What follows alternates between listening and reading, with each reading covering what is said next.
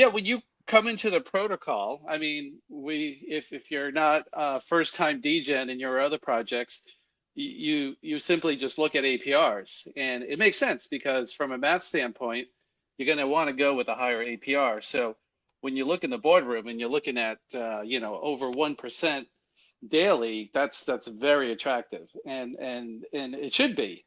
But then you look at farms and you're like, well, that's only like zero point 0.2 or less, and now that's below peg a little bit.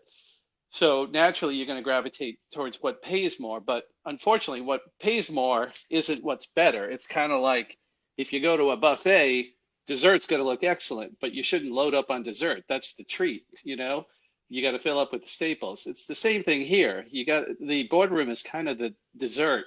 It's the reward for doing the right thing. And if you say, well, screw that, I want high APRs, that's all nice, but I want to grow my bags, so I'm going to be selfish.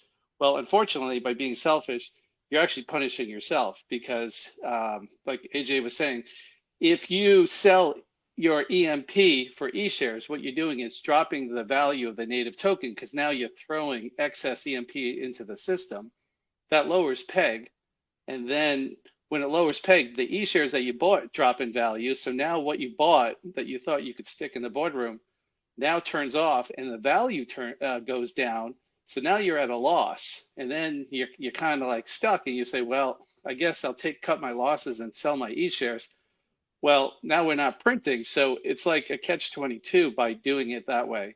So we're not just saying that because we don't want you to do it, because we love the native token. We're saying it because it actually doesn't work within the system. So when you look at the math, you can't just look close range at the APR. That's only half the picture. You have to step back, look at the whole mountain, and see the big picture, which is you have to have EMP, specifically LPs in the system, because that will drive up the peg. Driving up the peg, then you get the dessert, the reward, and that's the eShare being put into the boardroom to get the high APRs. And if you want to buy eShares, you can do that. I buy eShares, I'll admit it, and there's nothing wrong with that. But I also have a large LP position. The mistake is you do it backwards. You don't start with the eShares.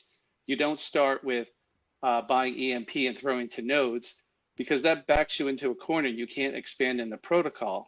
When the ideal situation is that you are making money on your profits. So when you have LPs and you're earning eShares, the eShares give you flexibility. If we're printing, you stick them in the boardroom and you get that dessert.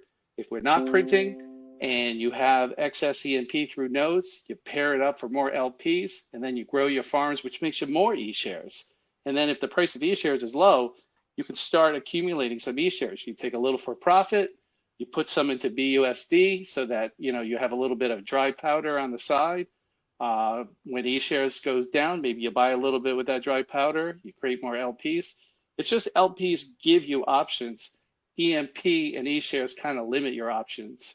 So just kind of keep that balance in mind why we keep stressing LPs is the key, because at the end of the day, that's what's going to make you money is when you get into that endless profit loop and now you're making money on the interest or the profits that you made already. And you can't beat that when you're making money on money that was earned through just staking and doing the right thing.